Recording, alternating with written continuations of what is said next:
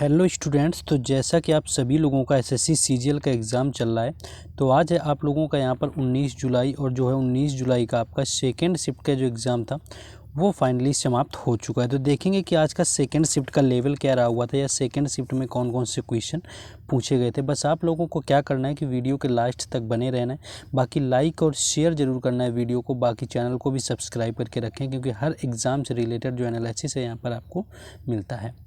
पहला जो क्वेश्चन आपका एक पूछा गया था कि भीमसेन जोशी और इनके साथ एक और नाम दिया हुआ था, वो एग्जैक्ट नाम नहीं यहाँ पर मिल पाया है। भीमसेन जोशी था और एक और नाम दिया हुआ था कि ये जो लोग हैं ये किससे संबंधित हैं, आपके किस म्यूजिक से संबंधित है। कर्नाटक म्यूजिक यानी कि कर्नाटक संगीत से संबंधित हैं, या जज म्यूजिक से संबंधित हैं आपका, या फिर आपका कोई पॉप म्यूजिक से संबंधित है। इस तरह से आपका क्वेश्चन दिया हुआ था। तो अगर भीमसेन जोशी की बात कर ली जाए तो पहली चीज़ तो ये तानपुरा बजाते थे। अगर कभी इनसे संबंधित वाद्य यंत्र अगर आपसे पूछ लिया जाता है तो वो तानपुरा वादक हो जाएगा। बाकी अगर इनका घराना पूछ लिया जाए तो ये किराने घराने से संबंधित है और शास्त्रीय गायक थे, यानी कि हिंदुस्तानी जो शास्त्रीय संगीत शैली है उससे, यानी कि हिंदुस्तानी शैली आप समझ सकते हैं, ऑप्शन में दिया होगा, जिससे इनका संबंध था भीमसेन जोशी से। 19 साल की उम्र में ही इन्होंने गायन शुरू किया हुआ था। इनका घराना की बात करें तो किराना घराने से संबंध था इनका और कर्नाटक से ये रहे हुए थे। बाकी अगर इनसे संबंधित अवार्ड की बात कर लें तो 1972 यानी कि 1972 में जो है भीमसेन जोशी को पद्मश्री से सम्मानित किया जाता है और उसके बाद इन्हें देश का सबसे जो बड़ा दूसरा सर्वोच्च नागरिक पुरस्कार है पद्म विभूषण जिसे कहते हैं, उससे इनको 1999 में सम्मानित किया गया था। यानी कि 1999 में इन्हें पद्म विभूषण से सम्मानित किया गया, जो कि भारत का दूसरा सर्वोच्च सम्मान होता है, नागरिक सम्मान। नेक्स्ट क्वेश्चन एक पूछा गया था कि 73वां गणतंत्र दिवस, देखिए यहाँ पर डाउट है आपका, गणतंत्र दिवस पूछा गया था या स्वतंत्रता दिवस पूछा गया था। यानी स्वतंत्रता मतलब आपका 15 अगस्त और अगर आपका गणतंत्र पूछा है तो 26 जनवरी आपका। तो इनमें से क्या आपका पूछा गया था ये आपको देखना है। बाकी अगर आपका स्वतंत्रता दिवस पूछा गया था तो 15 अगस्त 2019 को 73वां आपका मनाया गया था, यानी कि जो 73वें नंबर का था वो 15 अगस्त आपका मनाया गया था 2019 को। बाकी अगर बात करें गणतंत्र दिवस की तो गणतंत्र दिवस जो था आपका 2023 वाला वो 74वें नंबर का मनाया गया था, यानी कि 2023 में जो हुआ था वो 74वें नंबर का था। यानी 73 साल गणतंत्र हुए पूरे हो चुके थे, जो कि 26 जनवरी को मनाते हैं। और 26 जनवरी 1950 को भारत के संविधान को अपनाने की याद दिलाता है, यानी कि इसी दिन भारत का संविधान अपनाया गया था, जिसकी याद में गणतंत्र दिवस आपका मनाया जाता है। बाकी ये क्वेश्चन इसका एग्जैक्ट आंसर नहीं मिल पाया, तो जिनका एग्जाम था वो लोग क्वेश्चन या ऑप्शन जो भी होंगे और कमेंट बॉक्स में बताएंगे कि आपका कुछ 700 दिया हुआ था या आपका 700 कुछ दिया हुआ था कि ईसा पूर्व में किस देश ने लोहे का हथियार बनाया हुआ था। तो अगर 700 ईसा पूर्व की बात करें कि किस देश ने लोहे का हथियार बनाया हुआ था, ऐसा कुछ क्वेश्चन था, तो इसका एग्जैक्ट क्वेश्चन यहाँ पर नहीं मिल पाया है, तो ये आपको देख लेना है।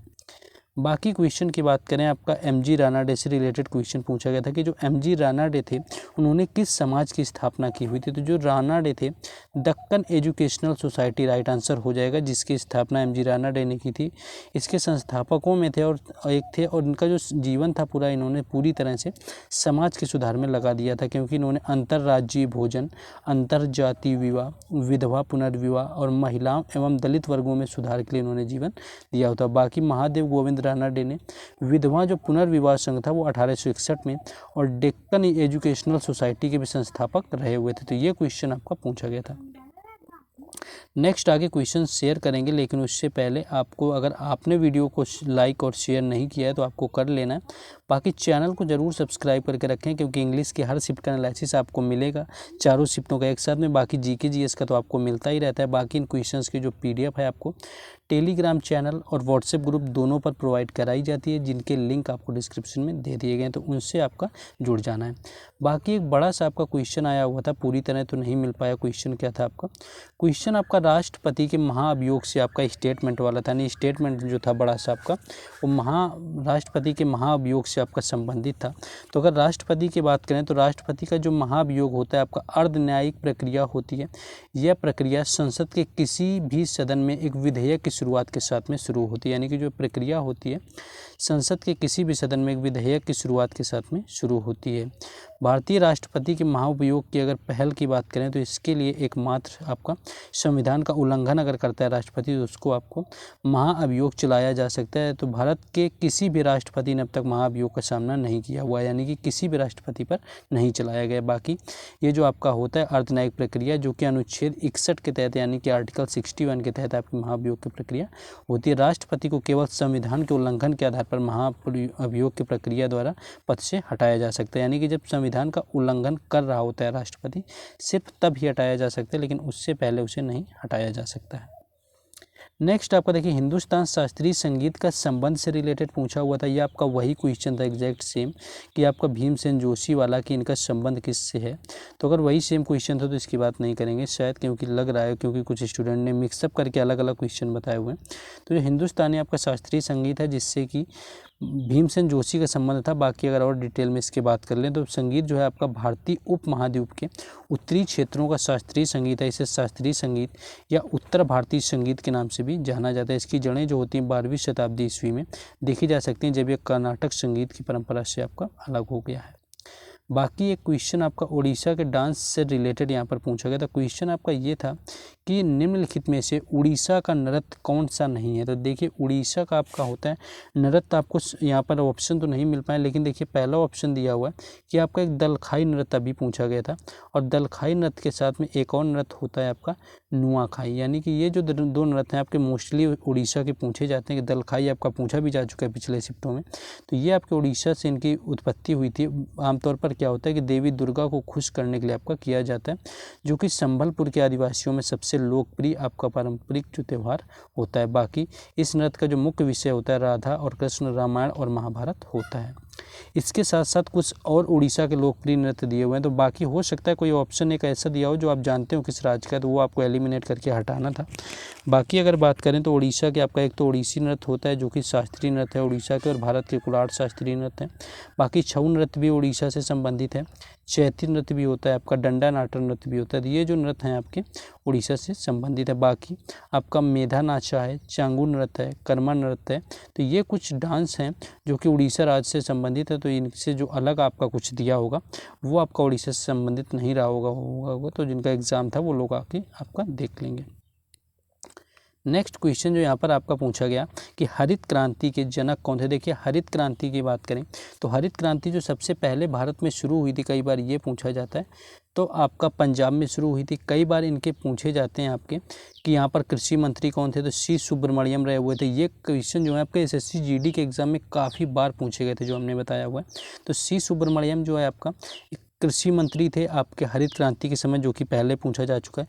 बाकी भारत में इसका अगर जनक पूछा जाए किस कौन है तो MS स्वामीनाथन यहाँ पर राइट आंसर हो जाएगा अगर भारत में जनक पूछे गए थे। बाकी अगर पूरे विश्व में पूछे गए हैं तो नॉर्मन बोरलॉग यहाँ पर राइट आंसर हो जाएगा अगर वर्ल्ड लेवल पर आपका पूरे विश्व में पूछा जाता है कि हरित क्रांति का जनक कौन था। बाकी यहाँ भारत का आपका जो श्रेय जाता है, अगर भारत की बात करें तो आपका सी सुब्रमण्यम को श्रेय जाता है भारत में लाने का। बाकी जो भारत में जनक हैं कृषि के वो आपकी रहे हुए थे आपके MS स्वामीनाथन। नेक्स्ट देखिए कि योजना से क्वेश्चन तो पूछा गया था, लेकिन इतना पुराना क्वेश्चन था कि मोस्टली लोग इसको नहीं कर पाए। तो अगर स्मार्ट सिटी योजना की बात करें कि आपका पूछा गया था कि जो स्मार्ट सिटी योजना है किस वर्ष लागू की गई थी, तो 2015 आपका राइट आंसर हो जाएगा। यानी कि 25 जून 2015 को देश के प्रधानमंत्री द्वारा लॉन्च किए गए स्मार्ट सिटी मिशन का जो उद्देश्य आपका 100 शहरों को स्मार्ट शहरों में बदलना था। यानी कि जो स्मार्ट सिटी बनती हैं इस समय आपकी 100 स्मार्ट सिटी बन चुकी हैं। तो इसके अंतर्गत जो आपका योजना था यानी आपका 25 जून 2015 को शुरू की गई थी स्मार्ट सिटी, जो कि आपकी पूछी गई थी किस वर्ष आपकी शुरू की गई थी। उसी के तहत आपकी जो आपके शहर हैं उनको स्मार्ट सिटी में बदला जा रहा है। नेक्स्ट क्वेश्चन आपका था कि इनमें से कौन सा मौलिक अधिकार नहीं। तो बाकी अगर क्वेश्चन कोई डाउटफुल लगता है तो आप लोग को ऑप्शन में आके कमेंट में बता दिया करिए, क्योंकि सारे क्वेश्चन स्टूडेंट्स के द्वारा ही भेजे जाते हैं। क्वेश्चन है कि निम्न में से कौन सा मौलिक अधिकार नहीं, तो आपका ऑप्शन में वोट डालने का अधिकार दिया हुआ था जो कि राइट आंसर था, जो कि मौलिक अधिकार के अंतर्गत नहीं आता। लेकिन इसके साथ साथ आपका संपत्ति का अधिकार है वो भी मौलिक अधिकार से आपका 1978 के आपके 78 में मौलिक अधिकारों की सूची में 44वें संविधान संशोधन के द्वारा हटा दिया गया था। इससे पहले जो संपत्ति का अधिकार था अनुच्छेद 31 के तहत शामिल किया गया था, जो कि आपका मौलिक अधिकार होता था। बाद में इसे संपत्ति का अधिकार आपका अनुच्छेद 301 के तहत रख दिया गया, जो कि वर्तमान में कानूनी अधिकार के अंतर्गत आने लगा है। नेक्स्ट एक देखिए आपका क्वेश्चन आपका पूछा गया था, पश्चिम बंगाल का कोई नृत्य त्यौहार कुछ पूछा गया था, एग्जैक्ट क्वेश्चन नहीं मिल पाया। बाकी एक आपका पूछा गया था बेंजल्डिहाइड, यानी कि जो आपका क्वेश्चन जैसे कीटोन वगैरह के आ रहे थे उससे बेंजल्डिहाइड का कुछ आपका रासायनिक नाम या कुछ पूछा गया था ऐसा रिलेटेड, इससे रिलेटेड था, केवल बेंजल्डिहाइड आपका बता पाया स्टूडेंट। और आपका एक क्वेश्चन एग्जैक्ट याद नहीं कर पा रहा हूँ, और एक क्वेश्चन ऐसे ही नॉर्मली सा पता चला था जो पूरी तरह से क्वेश्चन नहीं मिल पाया, आपका क्या पूछा गया था इसकी हम बात करें यहाँ पर, आपका बचलिए याद नहीं आ रहा इतने क्वेश्चन। बाकी जो क्वेश्चन है आपको लगा दिए जाएंगे पीडीएफ में, और भी क्वेश्चन जो मिलते हैं तो पीडीएफ अगर आप लोगों ने अभी तक टेलीग्राम चैनल और व्हाट्सएप ग्रुप नहीं ज्वाइन किया है तो लिंक डिस्क्रिप्शन में ज्वाइन कर लें। बाकी सब्सक्राइब, लाइक और शेयर सभी कुछ करना है।